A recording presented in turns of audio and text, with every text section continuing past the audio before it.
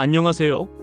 오늘 우리는 한 여인의 삶, 세상에서 가장 화려했지만 동시에 가장 외로웠던 여인 제클린 케네디의 이야기를 깊이 들여다보려 합니다.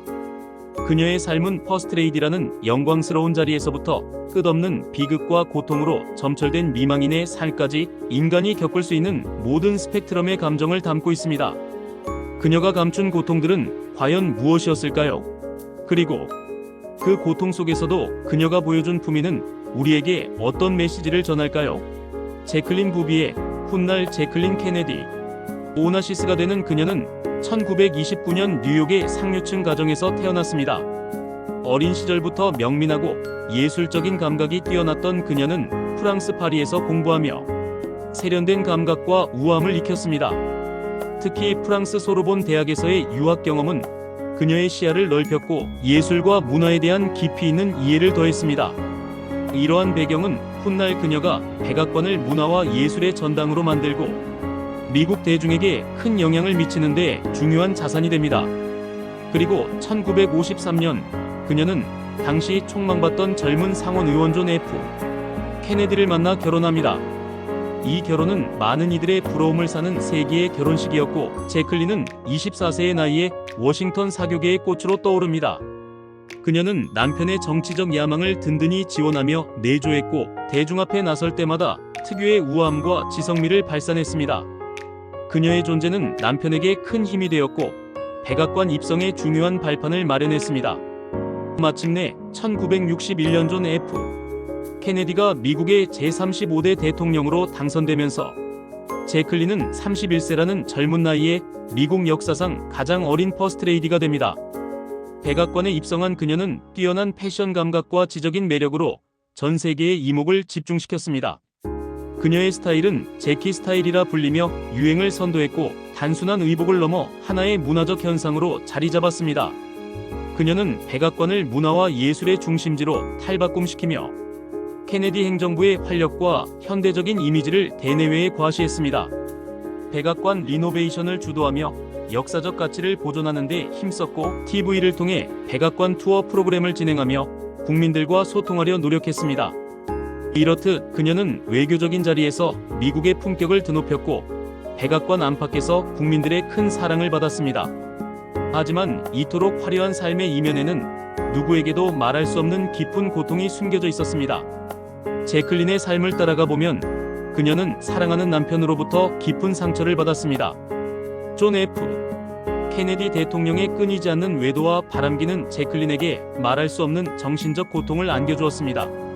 이는 그녀의 자존감을 갉아먹고 결혼 생활의 안정감을 송두리째 흔드는 것이었습니다. 남편의 잦은 외도는 단순한 일탈을 넘어 공개적인 스캔들로 번지기도 했고 제클린은 이러한 상황들을 묵묵히 감내해야 했습니다. 임신 중 극심한 통증과 출혈로 유산을 겪었을 때 남편은 그 소식을 언론을 통해 접할 정도로 무관심했습니다. 이 얼마나 가슴 아픈 일이었을까요? 가장 가까운 이에게서조차 위로받지 못하고 혼자 감내해야 했던 아픔은 그녀를 더욱 외롭게 만들었을 것입니다. 그녀는 두 번의 유산과 함께 아픔을 겪었습니다. 특히 1963년 그렇게 기다리던 아들 패트릭 부비의 케네디를 출산했지만 아기는 미숙아로 태어나 이틀 만에 세상을 떠났습니다. 자식을 먼저 떠나보내는 고통은 어떤 말로도 형언할 수 없는 슬픔입니다. 아기를 잃은 슬픔은 제클린에게 깊은 우울감을 안겨주었고 이 사건은 그녀의 내면에 지울 수 없는 상처로 남았습니다. 하지만 이 모든 비극 속에서도 제클린은 흐트러짐 없는 품위를 유지하려 노력했습니다. 그녀는 대중 앞에서 결코 약한 모습을 보이지 않았고 겉으로는 늘 우아하고 강인한 퍼스트레이디의 모습을 지켜냈습니다. 그러나 그 내면에서는 얼마나 많은 눈물을 흘렸을까요? 그녀의 내면은 파도치는 바다처럼 고통과 슬픔으로 출렁였을 것입니다. 그녀의 삶에서 가장 큰 비극은 1963년 11월 22일 텍사스주 댈러스에서 발생했습니다. 남편 존 F. 케네디 대통령과 함께 탄 오픈카에서 퍼레이드를 하던 중 갑작스러운 총성이 울렸습니다.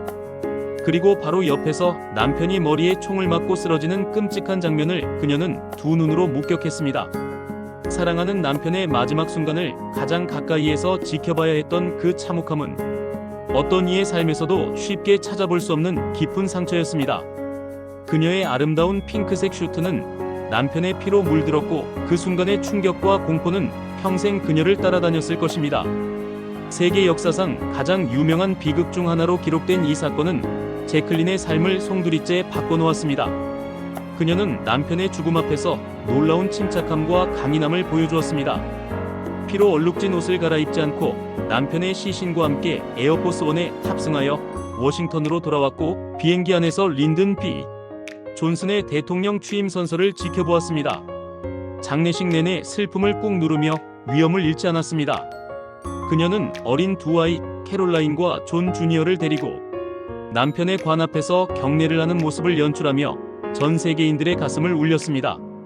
그녀는 무너질 법한 상황에서도 미국의 상징으로서 그리고 사랑하는 남편을 떠나보내는 아내로서의 역할을 묵묵히 수행해냈습니다.